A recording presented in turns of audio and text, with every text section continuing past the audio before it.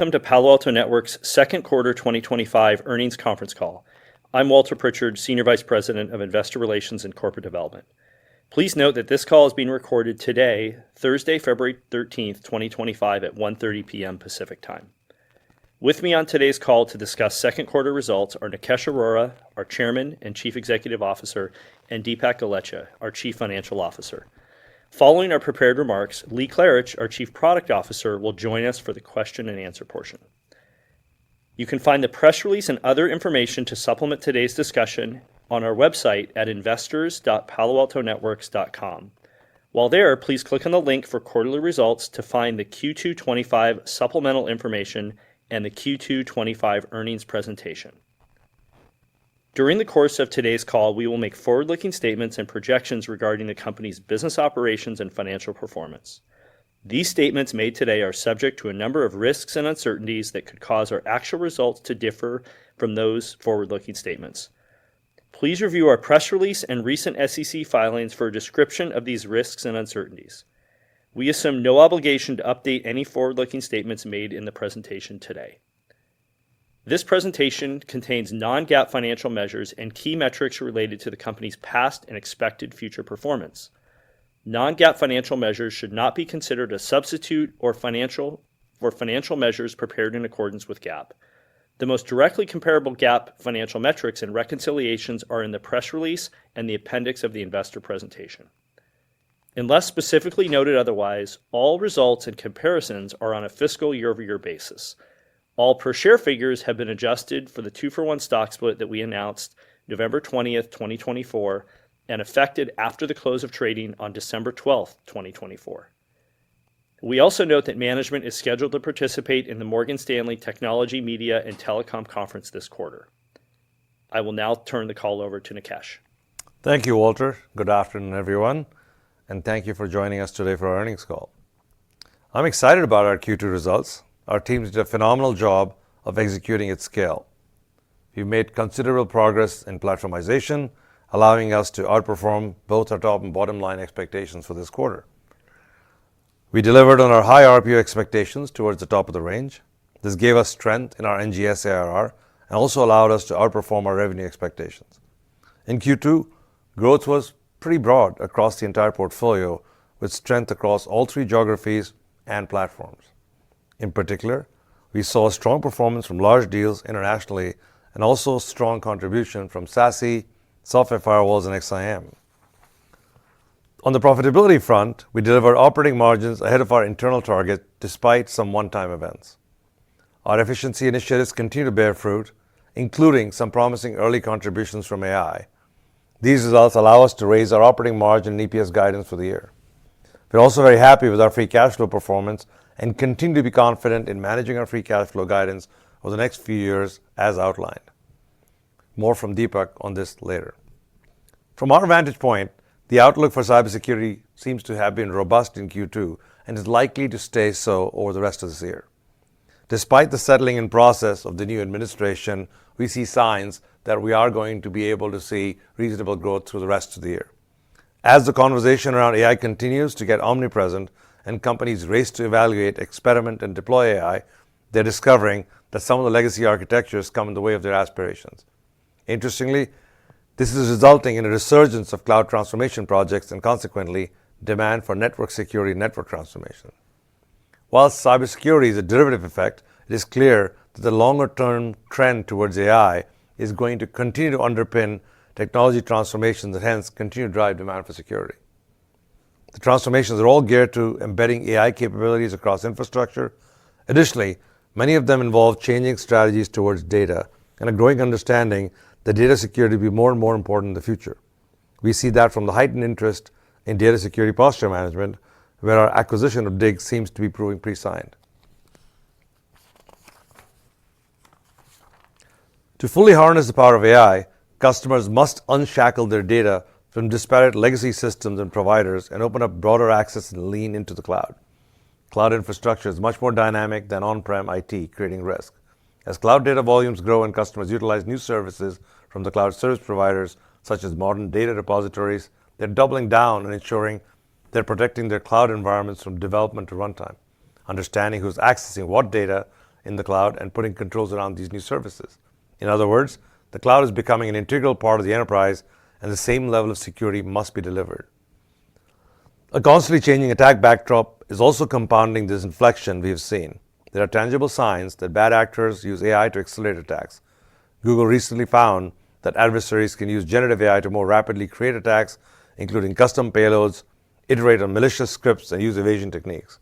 Additionally, bad actors are using Gen AI to do reconnaissance of target organizations, including their infrastructure and hosting providers, which are often exploited in attacks. We have a new technological revolution that requires us to secure AI.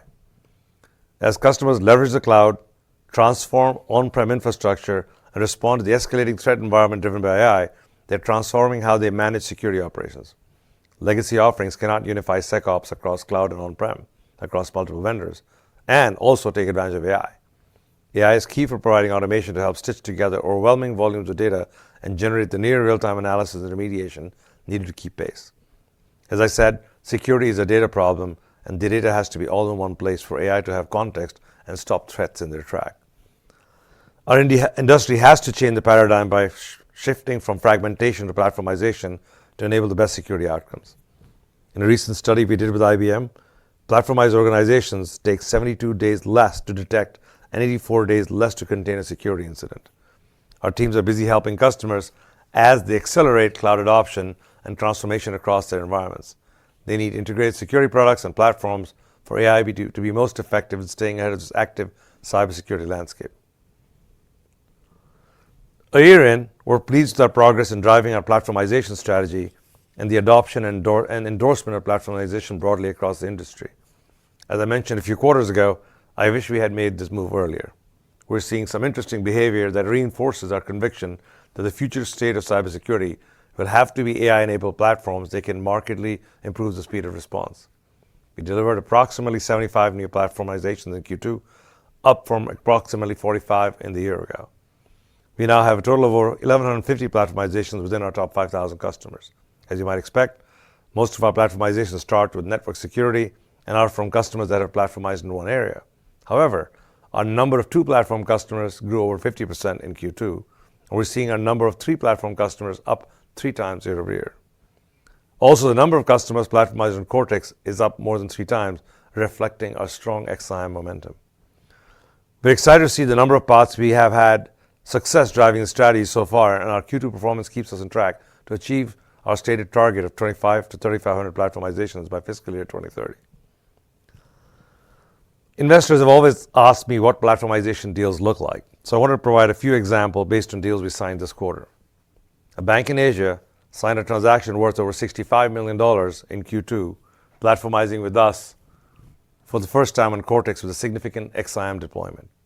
They have been leveraging XDR and other Cortex capabilities several years ago. We're also a network security customer and a QRadar customer. They had many point products in their SOC and were not getting the outcomes they needed, with limitations in the time to discover and remediate security incidents, resulting in compliance issues. In platformizing on Cortex, our NGS ARR with this customer increased by 5 times to over $12 million year over year. We look forward to driving a successful deployment here, which can be an avenue to platformizing in network or cloud security in the future for this customer. A U.S. municipality signed a transaction over $60 million with us, which included renewal of its network security estate and expansion across our portfolio. The customer leverages all 3 of our form factors within network security and is already platformized there. The deal also included Cortex and Prisma Cloud, which positions us well for future platformization in these areas. Our NGS ARR here increased over 40% in the last 12 months to over $11 million. A European automotive manufacturer signed a $25 million transaction in Q2. They had already platformized with us in network security and cloud security. They added several capabilities as they renewed their firewalls and support footprints, including IoT, virtual firewalls, and SASE. This is a complex customer, and we also secure business with them in Cortex with XDR, XSOAR, and Expanse, as well as Prisma Cloud. In doing so, we're now well positioned in the future to consolidate the SOC opportunity with XSIAM. For this customer, the NGS ARR grew 50% to $9 million. More broadly than these anecdotes, the growth in our large deals tells the story. We had 74 accounts that did transactions over $5 million in Q2, up 25% year over year, and 32 accounts that did transactions over $10 million, up over 50%. Now moving on to an update about our first security platform, network security, NetSec.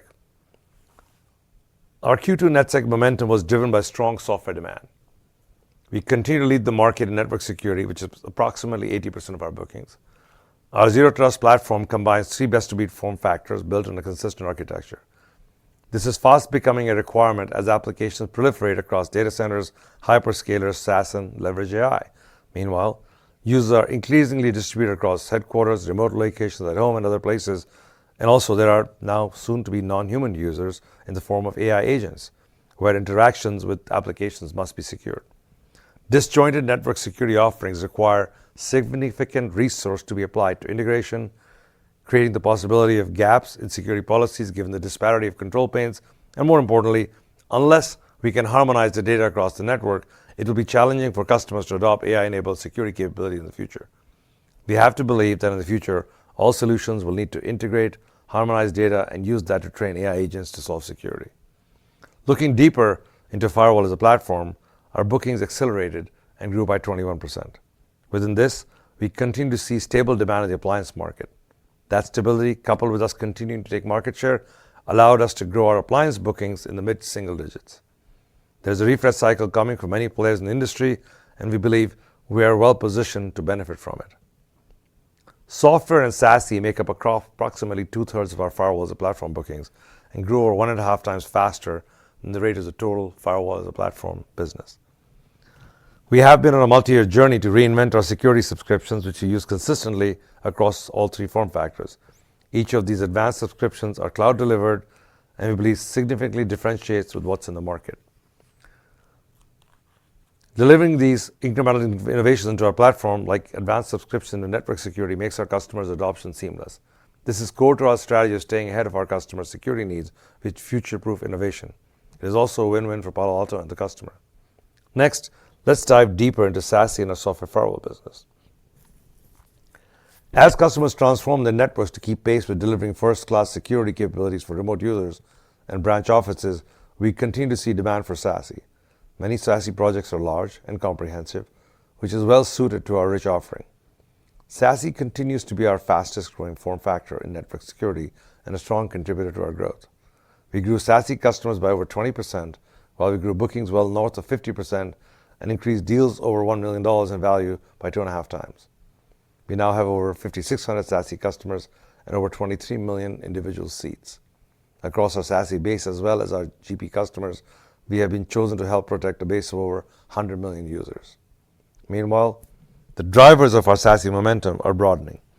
Bookings of newer modules of the SASE platform, such as Autonomous Digital Experience Management or ADEM, Cloud Access Security Broker or CASB, Prisma Access Browser, which you just saw an ad for, and AI Access grew nearly fourfold this year. Customers are happy with their initial SASE deployments, are adding these to derive a more modern security environment and streamline their vendor landscape. I'm particularly excited about the momentum we're seeing with Prisma Access Browser. Roughly 1/3 of the new Prisma Access seats we sold in the quarter were for our secure browser. We signed a transaction in Q2 for over north of $10 million with one customer, with a total of over $30 million in Prisma Access Browser bookings in Q2 and growing seats by 95% quarter over quarter. We also continued to innovate in SASE, releasing the mobile version of our integrated secure browser. This browser, integrated with Prisma Access, offers mobile phone and tablet users the same robust security and access to private applications. We added capabilities to AI Access, ensuring organizations can apply controls to how their users interact with AI-based applications. We can now provide real-time visibility into over 1,800 applications, up from 500 6 months ago. AI Access comes with out-of-the-box policies to manage functions such as uploads, downloads, and sharing capabilities.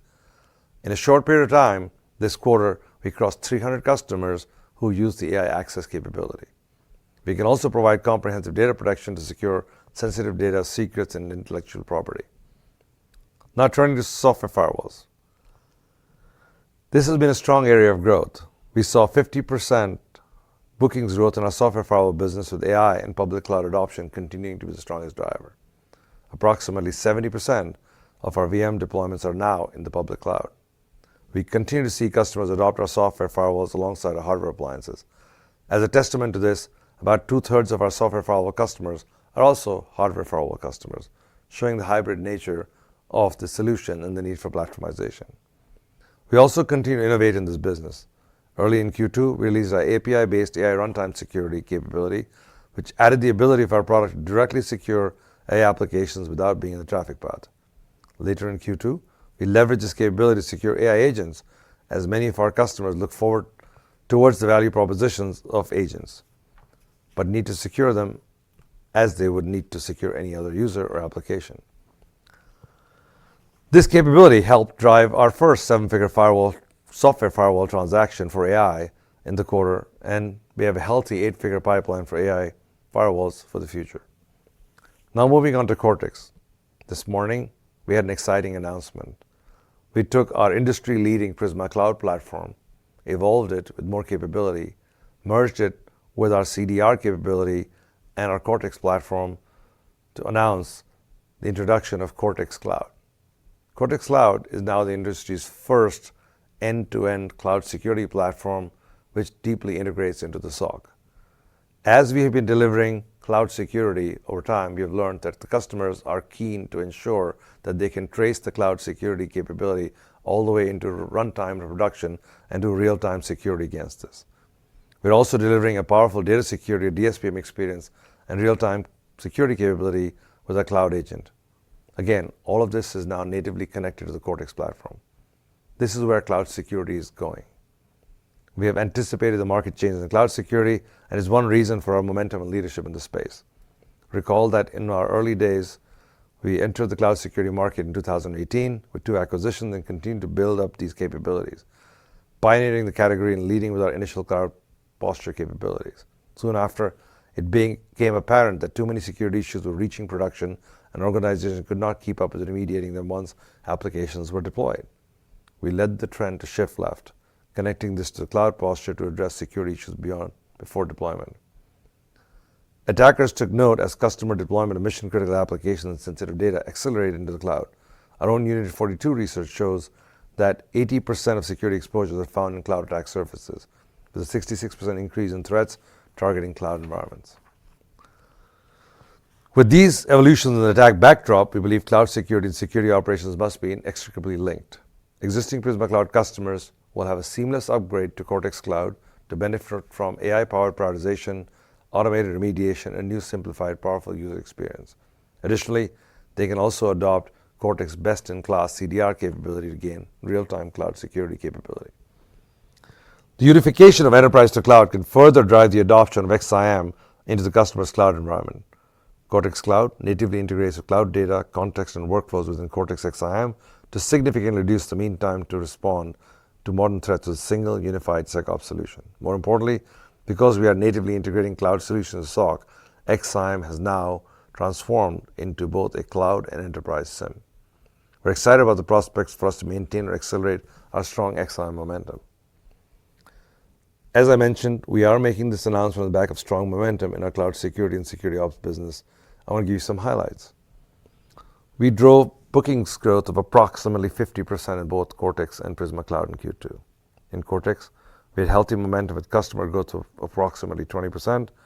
Fueling this customer growth, we again signed hundreds of new XDR customers in Q2, which become opportunities for SOC transformation on the broader Cortex platform in the future.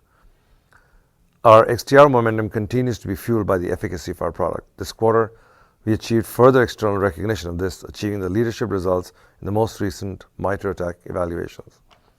XSIAM, our AI-driven SecOps platform, surpassed the $1 billion cumulative bookings milestone in Q2. While we know we have a winning product with XSIAM, we're also starting to see external validation of our leadership, with Frost & Sullivan and Omdia recognizing us as leaders in the SIEM category. Contributing to our Cortex strength in Q2 was over $100 million in QRadar-related bookings. Our pipeline on QRadar is equally strong, leaving us optimistic about our IBM partnership as a driver of Cortex. On the cloud side, we saw the adoption of our capabilities continuing to broaden. With DSPM integrated into Prisma Cloud, we've seen early adoption to be one of the strongest of any of our new cloud security capabilities in the past. We're excited to see this success continue with DSPM as part of the Cortex Cloud product we announced this morning. We're also seeing particular success among some of the largest companies in strategic industries. For example, several SaaS companies signed significant cloud security deals with us in Q2. In this industry, 7 of the top 10 SaaS companies outside of cybersecurity leverage our cloud security capabilities to secure their customers' environments.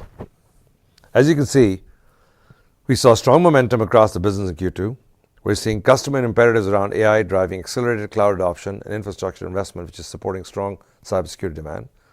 This healthy spending backdrop and strong execution from our team on platformization helped drive the healthy top-line trends we saw in Q2 across RPO, NGS, ARR, and revenue.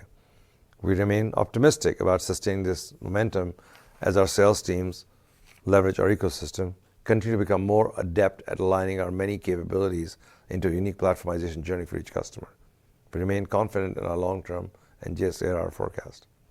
Supporting this is a steady innovation stream and momentum across our portfolio. We're leading early mover into new market categories like enterprise browser, secure AI by design, the AI-powered SOC, which are making it easy for our customers to adopt key new innovations with our platform approach. Lastly, we're driving profitable growth, balancing operating margin improvements with strong cash flow. We continue to make progress in driving a culture of efficiency at Palo Alto Networks, and you've seen the results of this over the last few years. This focus on efficiency and some early success in AI-based initiatives gives us the confidence to continue delivering profitable growth. I will now pass on to Deepak for his remarks. Thank you, Nikesh, and good afternoon, everyone. To maximize our time spent on Q&A, I will provide you with highlights of Q2. You can review the results in our press release and the supplemental financial information on our website. In Q2, total revenue was $2.26 billion and grew 14%, above the high end of our guidance. Within revenue, product revenue grew 8%, while total services revenue grew 16%. Drilling into total services revenue, subscription revenue grew 20% and support revenue rose 8%. Our product revenue is approaching 40% software on a trailing 12-month basis. We expect healthy software contribution to product revenue in the second half of this year, which we expect will increase our product revenue into the double-digit growth range. We also saw stable demand for firewall appliances in Q2, which we expect to continue through fiscal 2025, as the appliance market grows 0 to 5%, as we have previously discussed. Moving on to geographies, we saw double-digit revenue growth across all theaters, with the Americas growing 13%, EMEA up 18%, and JAPAC growing 17%. We were particularly encouraged by the volume of large deals we closed, with some notable large deals in EMEA and JAPAC.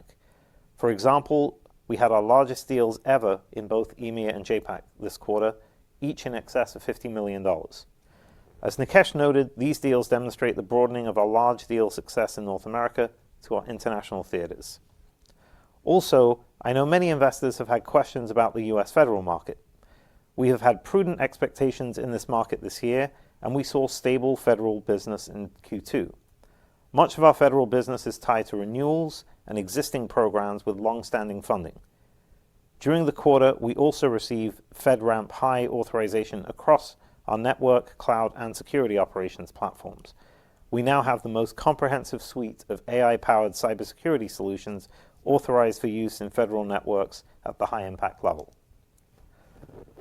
Total RPO grew 21% to $13 billion at the high end of our guided range. Our current RPO grew 17% to $6.1 billion. The average duration of new contracts remained at approximately 3 years. It did trend towards the high end of our historical range in Q2 based on our performance in large platformization deals, particularly customers making longer-term commitments to XSIAM. Our NGS ARR again delivered strong growth, growing 37%, finishing Q2 at $4.78 billion. Our NGS ARR was driven by the strength across our advanced subscriptions, SASE, and Cortex. Moving down the income statement, gross margin of 76.6% was down slightly as we continue to see the impact of some of our newer SaaS offerings that are growing quickly but have yet to achieve scale.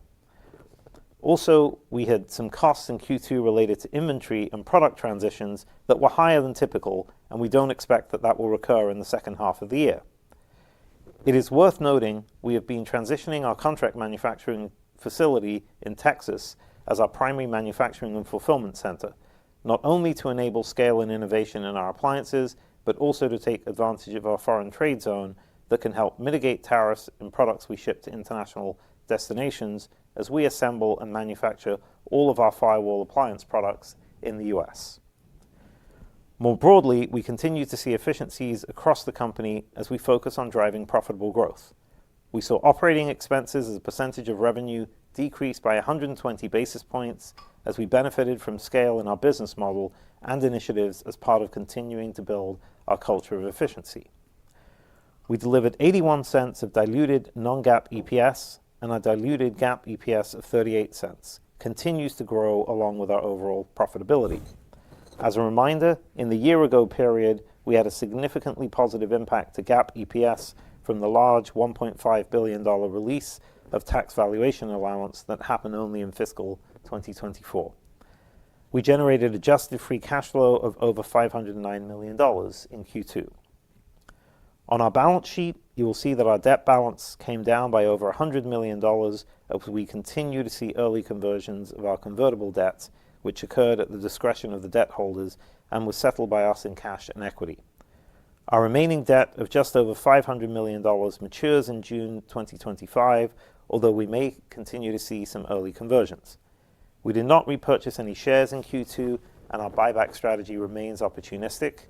We have $1 billion in authorization remaining through December 2025.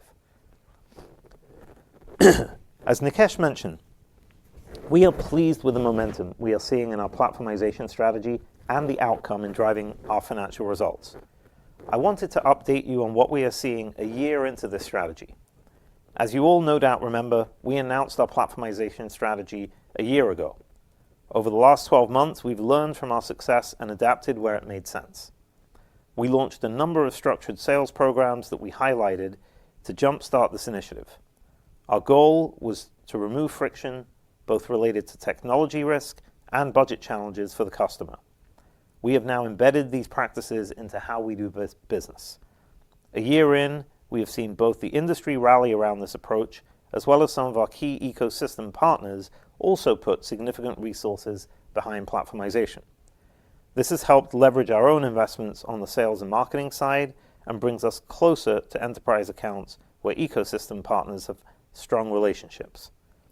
Many of our large platformization deals have been pursued and closed with global system integrators. With these joint successes, partners collectively are putting more resources behind platformization. When we initially announced platformization, we had piloted the program, helping us build conviction in our aggressive launch. Predating our broad announcement, some of our top reps were driving deals with the principles that embody platformization. A year in, we have seen rep participation significantly increase, with approximately a third of our sales reps having already participated in a new platformization deal win in the last 12 months since we launched our accelerated strategy. Lastly, when we launched the program, we had assumed that platformization would enable us to increase our ARR per customer. As you can see in some of the large deal highlights that Nikesh covered, we have seen success signing larger deals and further expanding our ARR in platformized customers. As you can tell from both the tone and some of the details that we've provided, we are very happy with our progress here. I'll reiterate what Nikesh noted last quarter and earlier. Our biggest learning is that we should have made this move earlier. Now, turning to the bottom line. Our confidence in future operating margin expansion is rooted in our visibility to continued leverage across our P&L. As Nikesh mentioned, we've seen some encouraging results from our AI-based initiatives across multiple areas of the company that give me greater confidence in this ability to drive leverage. I wanted to provide you with an update of some of these AI-based initiatives and what we're seeing so far. In the areas that we have focused on, we've seen meaningful efficiencies which either manifest as lower spending, enabling us to drive incremental innovation, or absorb expected increases in volume without additional spending. One of our first AI-based initiatives was focused on our employee-facing processes. In the past, we have leveraged contractors in various business processes in IT.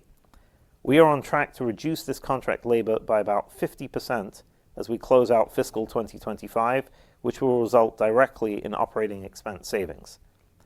In our global customer support business, we've leveraged an internally developed Copilot to assist in case resolution. So far, we have seen our support Copilot used in about 85% of cases in network security, which is where we first rolled out this technology. We're seeing approximately 50% reduction in the time to resolve cases. This results in a better experience for our customers and also our teams being able to absorb more case volume while adding less headcount than in the past. Lastly, we are deploying Copilot tools for our developers earlier and are seeing some exciting results. We've recently deployed the technology to all of our engineers. These and other initiatives that are still in their early stages give us consistent outcomes, and that gives me more confidence on the tangible benefits to our business, including our cost structure. Before I turn to guidance, we have a lot of questions about how we get comfortable with the sustainability of our cash generation, given some of the transitions happening in our business. We began to see an increase in deals with deferred payments in fiscal year 2022 and have seen a significant increase driven by larger transactions, particularly in our SaaS offerings over the last 3.5 years. As we have absorbed an increase in deferred payments, our visibility into our free cash flow each year has increased. In fiscal year 2024, when we entered the year with $1 billion in deferred payments scheduled for the year, that was 32% of our fiscal year 24 adjusted free cash flow. This year, that amount increased to $1.4 billion, and our visibility increased to 41% of our expected adjusted free cash flow. Looking forward, we expect to enter fiscal 2026 with $2 billion in deferred payments scheduled for the year, further increasing our visibility into free cash flow in fiscal year 2026. We've progressed substantially over the last several years through the transition of deferred payments. We've also spent significant time over the course of this year ensuring that we're balancing this transition with other uses of cash and opportunities for cash flow optimization. Because our appliance bookings and smaller bookings predominantly are paid up front, and many of our large transactions already utilize deferred payments, we believe we can manage the trend towards more of our larger transaction bookings utilizing deferred payments as we have done over the last several years.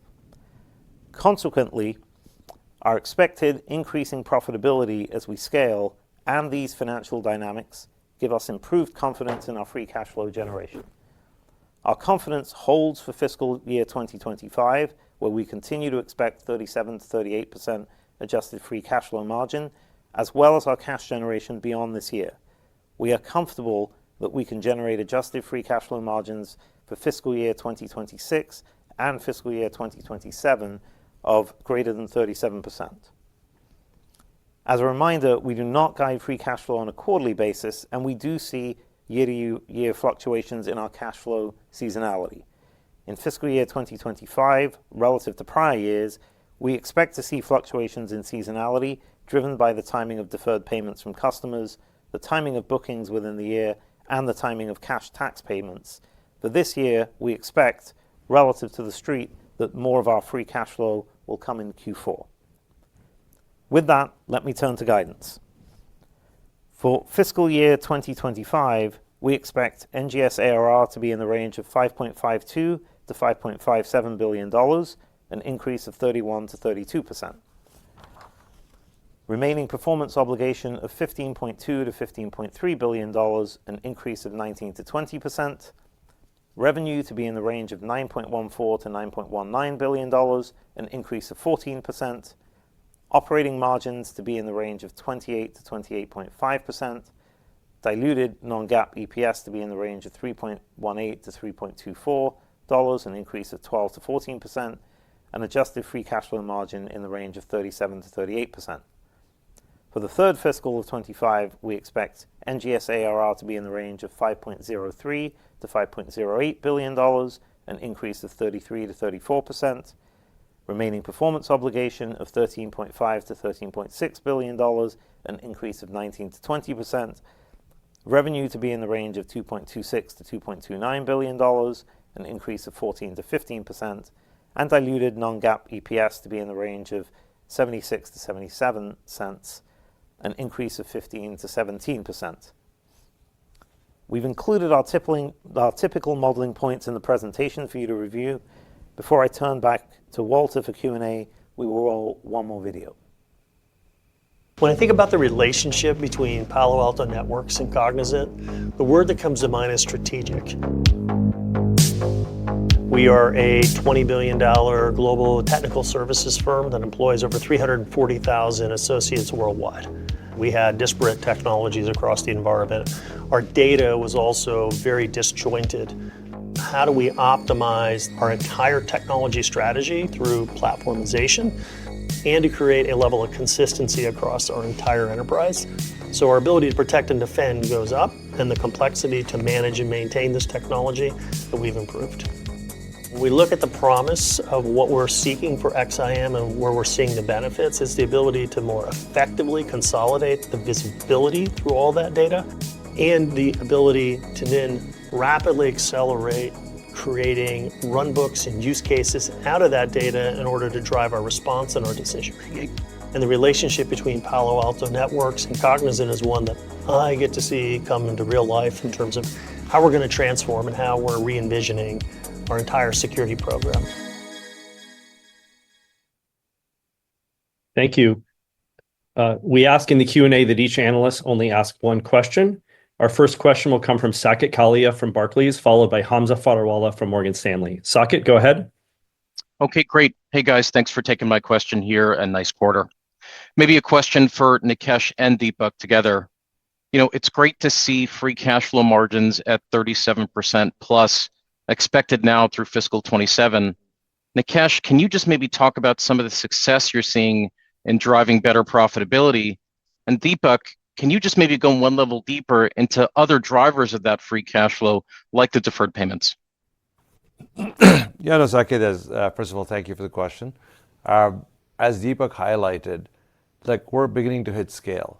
As you see, platform deals are actually a lot more efficient from a sales perspective because the larger deals, I think if you look at the cybersecurity landscape, we're now clearly a large deal company compared to most of our competitors. So that definitely drives efficiencies for us from a scale perspective. If you look at any P&L in any enterprise business, 50 to 60% of P&L is sales, marketing, and customer support. If you can find efficiencies in that process, that's where leverage lies. So you've seen we've been improving our operating margins consistently now for over 2.5 years. That's being driven from that efficiency lens. If you couple that with some of the early experiments we've shared on the AI front, we think this has tremendous potential in the future where enterprise companies should operate at a much higher operating margin in the future from now. I'm not going to put a forecast just yet, but I think the trend is our friend. And that gives us tremendous comfort that we can underpin our performance with strong operating margins over the course of the next few years. Couple that with the way Deepak and his team have been able to balance the deferred payment products, which he can talk about, which, as he said, gives us tremendous amounts of visibility. And we feel confident that the range for the next few years is there and possibly higher after. Yeah, if I can just build, Saket, a lot of this is in the prepared remarks, but we've had a lot more visibility with a growing balance of deferred payments already in the past few years. There's parts of our business that are really never going to go to deferred payments. The smaller transactions that have a multi-tiered distribution network where everybody wants to get paid up front, the appliance business where it's industry standard to pay up front. Then you're left over with everything else. And we've already made a significant transition already. So there's not as much left to actually do. We're quite far along the journey. That's what gives us confidence. And that's what I was meaning to convey in the prepared remarks. Very helpful. Thank you. Thank you, Saket. Next question from Hamza Fodderwala from Morgan Stanley, followed by Brian Essex from JP Morgan. All right, great. Thank you for taking my question and good evening. Nikesh, I had a bit of a bigger picture question for you. Hey, do you want to talk Palo about the Alto? quarter? I'll leave that to the others. No, obviously, Palo Alto Networks been at the forefront of AI, whether it's AI for security operations when it comes to Cortex or securing AI now with Dig and Prisma Cloud. DeepSeek was a big moment for the AI trend in the market earlier this year. I'm curious, what do you think this means for the proliferation of AI in general and how this impacts security and specifically Palo Alto Networks? Wow, that's a very good question coming from you, Hamza. Not that I wouldn't expect that from you, but it's a great question. Look, I think DeepSeek is a phenomenal, pivotal moment for AI, not just for us, but across the industry. And if you look at it across three parameters, right? There's the question around quality. Is it as good as the models that people are using out there, like OpenAI, Gemini, or Llama, et cetera? And at least if you read the ratings out there, it seems like it's equally good, if not better, for technical answers. It does better coding, better math, better physics. So it looks like for sort of, it has a better reasoning engine out there. So that's interesting. Then the next question becomes, great, if it's so good if it's equally good, what are the economics? Did they actually get it done for a lot cheaper? Now, we can debate that, and I don't know if you'll ever get to the bottom of it.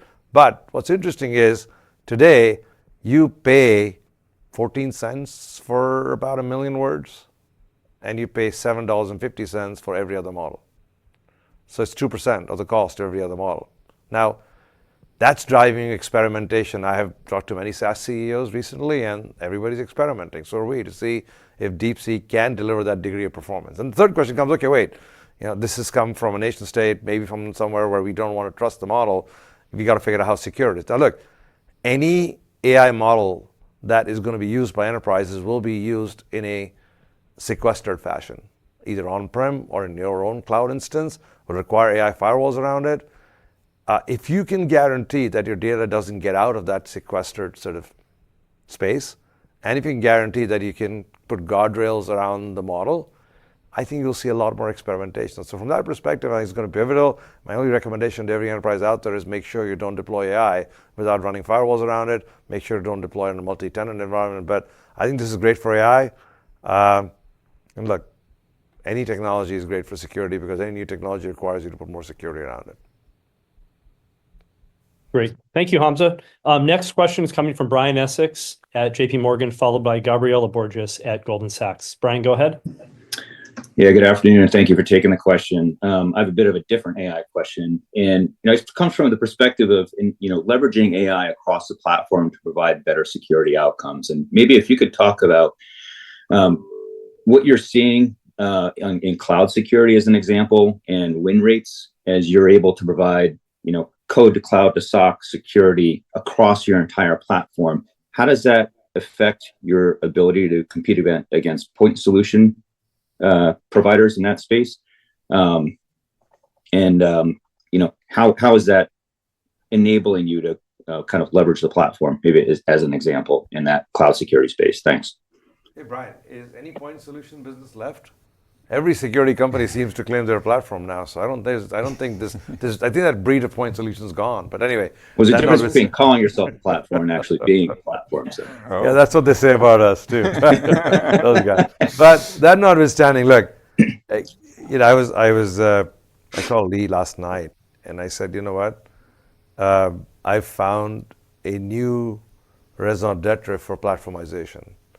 Our earlier sort of narrative was that you need a platform so you get a single pane of glass, you can run zero trust networks, you can be harmonized across policies, there are no security gaps. But as we go down this journey, we're discovering, and we've been talking about deploying agents. Why do we need human beings trying to do these complex tasks and trying to understand how security should be deployed? Why can't we have agentic personas that say, I'm your network configurator, I'm your phishing remediator? Why can't we design security agents? When very quickly you realize you can't design an agent unless you have the data. You can't have the data across 17 disparate products and make sense of it.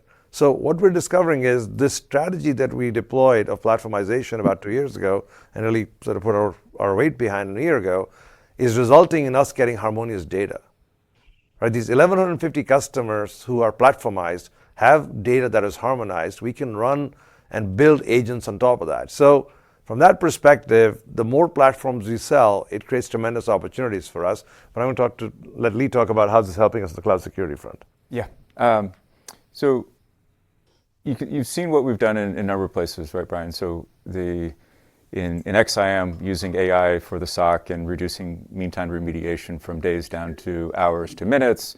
You've seen us do this with in NetSec and across network security and SASE and other places. In cloud, what you can see is a couple of things. First is in the individual areas. So in AppSec, how we use AI in order to have better detection and prevention of misconfigurations before they ever reach production.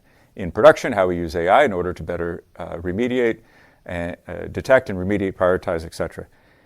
And then with Cortex Cloud, which we announced earlier this morning, what that allows us to do is now not only apply AI and automation within each of these areas, but now connect that across the full end-to-end, from AppSec into cloud, into runtime, into SOC. And that is incredibly powerful when you think about trying to become much more proactive in real-time in cloud security. Is that translating into better win rates though? Like if you look against a point solution vendor like a Wiz in the cloud security space, are you starting to see the improvement in win rates? Yes. Sorry. No, please go ahead. Just jumped on that one. And I'm going to let him answer the question, but I'm going to say something else. Go ahead. Yes, because it not only achieves better security outcomes, but it also translates to more efficient security operations of the teams that actually are responsible for managing all this on a day-to-day basis. What I was going to say, Brian, is that I think cloud security is going to go through one more evolution. And that evolution will be as it sort of started in the center, shifted left to go to code. Now it's doing a hard shift right. A hard shift right is you need to be in the sensor in production environments, understanding what's going on, protecting the production environment, and using that to prioritize cloud security. So I think the bigger cloud security action is going to be in runtime with agents, and that's where more XDR players are playing. It's actually not the CNAPP players who won the last round, if that makes any sense. Super helpful. Thank you. All right. Thanks, Brian, for those two questions. We'll go next with Gabriela Borges from Goldman Sachs, followed by Jonathan Ho from William Blair. Gabriela, go ahead. Hey, good afternoon. Thanks for taking my question. Deepak, you mentioned earlier there are some deals that are always going to be upfront. Maybe just elaborate for us. What are the guardrails or what is the framework for your salespeople that determines when they go to multi-year versus one-year billings and when they can offer financing versus when you don't want to offer financing? Thanks.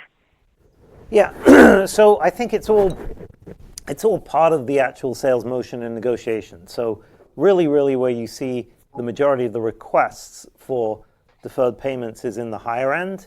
Like distributors don't really want to have to deal with lots of back and forth with customers at the lower end, and therefore that's typically all up front, right? So it's really at the higher end deal, and on firewall, we typically get the money up front because that's being budgeted based on a refresh cycle. So those cases apart, it then becomes a negotiation. Our sales team will basically go and they'll explain that there is value in the cost of money. We expect to be paid up front, and then it becomes part of the negotiation based on what is required and what's not required.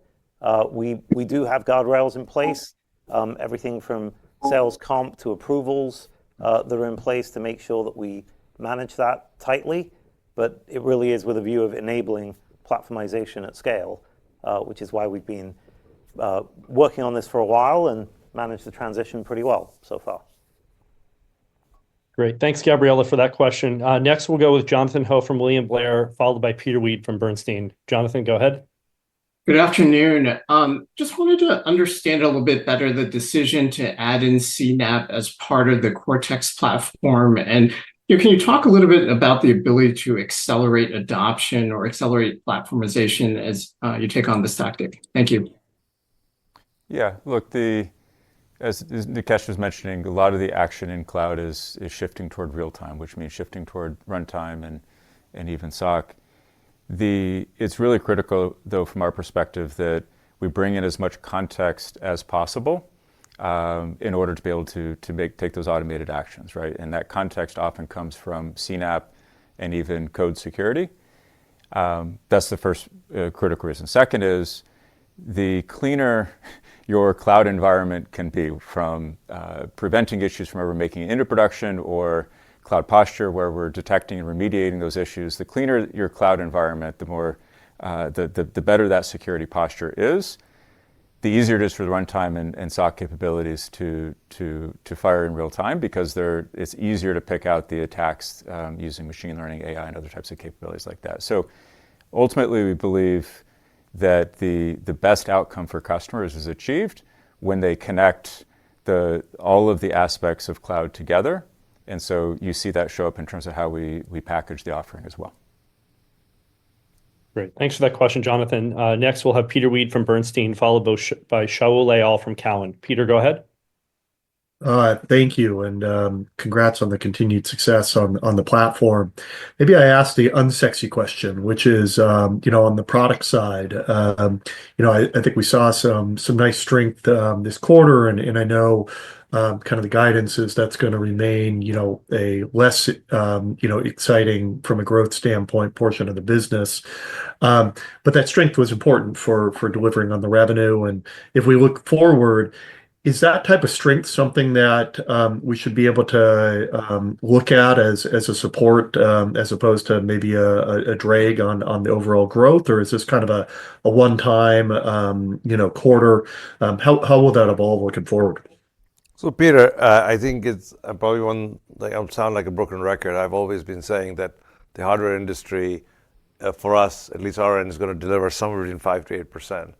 And sometimes it's been flat. In a post-pandemic, there was a sort of surge, and it went back down. I think we're back to steady state. So I think easily you can expect us to be going in low to mid single digits on the appliance side. But I think the real action for us is, I think you have to understand there's a series of transformations going on underneath, like Deepak highlighted the cash flow transition. We've been transitioning our network security business, as you saw, from hardware to software. This is why you see that we're growing that category 21% between hardware and software. So that just, over time, reduces our reliance on hardware, because I think that cloud transformation is underway. More and more cloud volume goes up. The good news is the cloud volume is going up faster than the data center volume is declining. So if we can manage this transition in a way, we can drive more and more software firewalling capability, and not just recompense for the hardware business being slow growth compared to that. We can also, over time, drive higher growth across the entire network security category for ourselves. Thank you. Great. Thanks for the question. Next up is Shaul Leal from Cowen, followed by Taliani from BofA. Go ahead, Shaul. Thank you. Good afternoon, guys. Nikesh, I'm interested in your views on the Curator and overall IBM partnership this quarter, and is it coming in line or better than your initial views a couple of quarters ago when you have gone after this asset? Thank you. Shaul, we had our board meeting yesterday, and there was a comment that one day a Harvard Business School case will be written on this. For the right reasons. I'll say this has been a spectacular partnership for us. Not just our relationship with IBM, our go-to-market partnership together, where they are, we talked about a large deal. It's actually public in the UK. The Home Office deal where IBM and us partnered, and it's a very large modernization contract. We partnered really well. Some of our very large deals, as we highlighted, one of our largest deals this quarter, the Asian Bank, was a QRadar customer, which now we were able to take the ARR up 5 times. So you can see that the sort of inroads in the partnership that IBM had with many of these customers has translated into very, very large opportunities for us. So it couldn't have been better. Thank you so much. Thanks, Shaul. Next, we'll go to Taliani from BofA, followed by Andy Nowinski from Wells Fargo. Tal, go ahead. Hi. I wanted to ask about margins. Can you go over kind of what happened to margins this quarter? That I saw a little bit of pressure, and then what's the outlook for the year? What are the puts and takes for margins? Thanks. So, Tal, just a clarifying question. Are you talking gross margins? Is that what yes, gross margin, and also a little bit on the operating margin I saw. Yeah, so really it's mainly in the gross margin, and it was all in my prepared remarks, like where, so there the main parts were on the services gross margin. It was driven by faster growth on the newer SaaS offerings, which just have more time to mature and scale. And on the hardware, we did have some one-time inventory write-offs, E&Os, that will not repeat in the second half. So I think it's we had a 40 basis point one-time write-off, which impacted our gross margin on the hardware side, which is why so it's a one-time event, but we still outperformed our margin expectations, both internally and as per you guys. Thanks. All right, thanks, Tal. Next, we'll go with Andy Nowinski, and our final question will be from Matt Hedberg from RBC. Andy, go ahead. Okay, good afternoon. Thank you. And I thought your quarter overall was very good as well. I want to ask maybe a more difficult question on the net new ARR side. If you pull out the 74 million from QRadar in Q1, it looks like your net new ARR declined on a year-over-year basis for the last 2 consecutive quarters. And you have so many positive trends in these large platformization deals. Why aren't those translating into net new ARR growth over the last 2 quarters? Yeah, so Andy, we talked about this a little bit last quarter. I mean, we're very happy with the net new ARR growth. We did have some transitions of old attaches to cloud-delivered advanced subscriptions that led to a significant increase in net new ARR a year ago. As we lap that, we don't have the same step up, but the net new ARR on some of our newer products, what's driving a lot of the platformizations, continues to go from strength to strength. And yeah, I think just to add to that, the software firewall strengths we talked about, the SASE strengths we talked about, the cloud security strength, the XIM strength, all these things contribute to net new ARR. That's what's allowing us to get it to I still remember 6 years ago, this was 0. So we're very happy that it's climbing up closer to $5 billion.